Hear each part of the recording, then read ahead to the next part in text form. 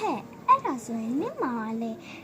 နင့်မောင်ပုံပြကြည့်စမ်းပါငါနင့်မောင်ပုံငါနင့်မောင်မမြင်ဘူး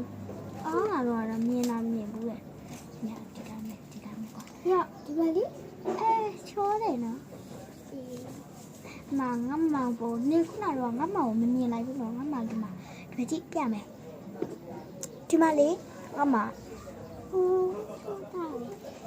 အဲ့ဆိုရင်ဟို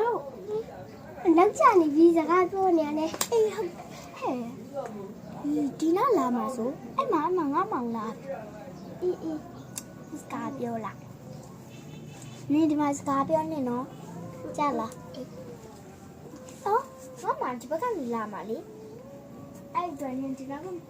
ပဲစကားပြောနေနော်အမကျွန်တော်တွေ့ကြလို့ဆိုအေးဟုတ်တယ်ငါ့အဖြစ်ပြီးတော့ကျွန်တော်အကြောင်းလေးလေအေးလေအဲ့ဒါဆိုနေ့လေ2 နာရီလောက်ကြာရင်ဒီမှာပဲပြန်တွေ့မယ်လေဟိုကျွန်တော်မှအကြောင်းဘာတက်နေကြသေးလဲဘာဖြစ်ပါဘူးညမလည်းဒီတိုင်းပဲဟုတ်ပြီလေအဲ့ဆိုလေကျွန်တော်သွားတော့မယ်ကျွန်တော်မှဘယ်မှာလဲဟုတ်ပါမှာငါမောင်နဲ့စကားသွားပြောလေဟုတ်ပါပြီအဲ့ဒါဆိုလေသွားရမယ်နော်ဒီအချိန်မှာပြောလိုက်နော်ငါမောင်နဲ့စကားပြောအဆင်ပြေလားအဆင်ပြေတယ်သူကနီးလေကြာဒီနေရာမှာပဲပြတ်တူးပဲတဲ့ငါမောင်နဲ့ကြာတော့နင့်မောင်နဲ့ငါစကားတော့မပြောလိုက်ဘူးနင့်မောင်ပြေးလေးကျင်တာဆိုငါရှိဘူးပဲပေးလိုက်ရအေးဟိုကနေလာအဲ့ဒါတော့အေးအမကျွန်တော်ခေါ်ထားရဆို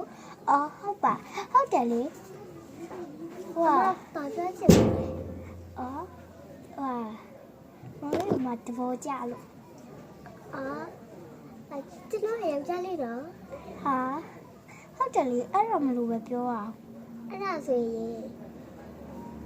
လေးလေကြရင်ဟိုနားလေးနေရာမှာစောက်လိုက်ခေလေးဘိုင်ဘိုင်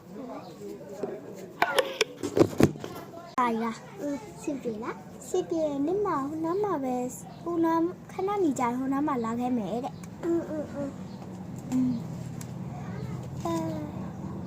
ဒီမှာငါလေးဒီနှခမ်းနေရစင်ပြေသလားလို့စင်ပြေပါရဲ့ဟဲ့ဒီနှခမ်းနေကြိုက်လို့မဝေးတာဒီမှာလေးဒီနှခမ်းနေအဲ့ဆိုရင်လေးတွေရောက်တော့ငါတို့တော့ကြရအောင်လေအမ